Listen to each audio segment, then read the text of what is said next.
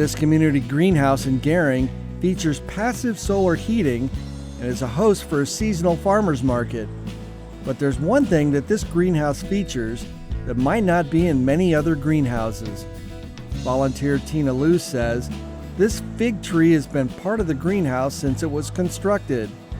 She says people from Gering come for the farmers market, and most of them leave with their share of figs. This is the community evergreen house in Gering, Nebraska. We have a very large fig tree that was planted in the early 80s when this building was made, and so we have to cut it back every year because it gets too tall for here, but it's popular in town. People buy figs from us for $5 a pound. We start seeing figs develop probably in end of May, 1st of June, but we don't harvest anything until mid-July. But we will have them until October if it's a good year. The fig tree is a deciduous tree, and so it loses its leaves. Usually late October, November, they start dropping.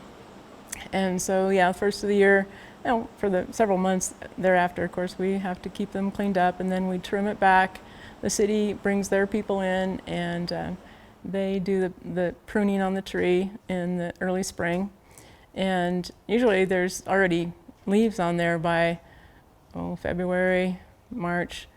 It's setting its leaves, and the figs, like I say, you'll see their little nubs starting pretty darn early in the year. And like I say, they go until July when we can start picking them.